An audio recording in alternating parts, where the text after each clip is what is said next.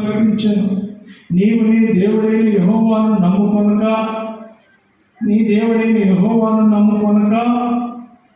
Syria రాజును నమ్ముకున్నావు కదా. Syria రాజు యొక్క సైన్యం నీ వశం నుండి తప్పించుకొని పోయింది. బహు విస్తారమైన నదములు, గుర్రపు రౌతులు గల గొప్ప సైన్యాన్ని నీపై దండెత్తి వచ్చినప్పుడు నీవు దేవుడిని నమ్ముకున్నందున ఆయన వారిని నీ చేతికి అప్పగించాను. 16-9 వచనం.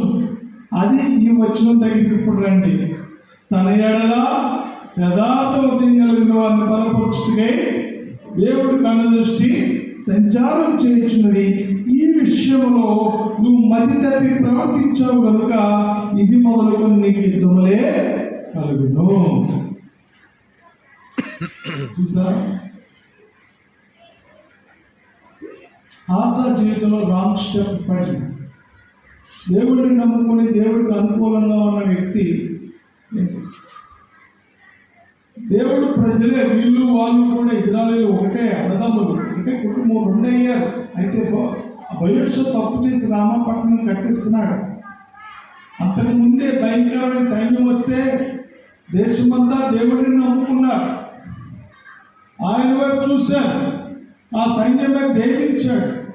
అయితే ఇప్పుడు దేవుడు మార్గంలో కాకుండా రాంగ్ స్టెప్ వేసి ఏం చేశాడు? సిరియా రాజుని నమ్మి ఏం చేశాడు? దేవుడికి అనుకూలంగా కాకుండా తన పద్ధతిలో తను ముందుకు వెళ్ళి ఏదో భయోషా వెళ్ళిపోయాడు. అప్పటికి తాత్కాలికంగా తనకు ఆపద గట్టెక్కింది అనుకున్నాడు. కానీ అక్కడే బ్యాడ్ జరిగింది, పెద్ద బ్యాడ్ జరిగింది. నువ్వు దేవుడిని నమ్ముకోలేదు, మతి తప్పి ప్రవర్తించావు, కాబట్టి ఇక్కడి నుంచి నీకు యుద్ధాలే అని చెప్తే పశ్చాత్తాపడాలి కదా. ఎవరు? ఆసా రాజు. అయ్యో వారు తప్పు జరిగింది, నేను తప్పు చేశాను అని అనుకోవాలి కదా. అనుకోవడానికి బదులుగా ఏం చేశాడంటే, ఆ ప్రవక్త అలా ప్రకటించినందుకంటే అతన్ని జైల్లో పెట్టాడు. ఏం చేశాడు? జైల్లో పెట్టి ఆసా అతని మీద కోపగించి అతను బందీ గృహంలో వేశాడు. ఇది కాక ఆ సమయం మంది ఆసా జనులో కొందరు బాధపరిచాడు. 16-11 వచనం. ఆసా చేసిన కార్యములన్నిటి గురించి యూదా ఇజ్రాయేలు రాజుల గ్రంథమందు రాయబడి ఉన్నది.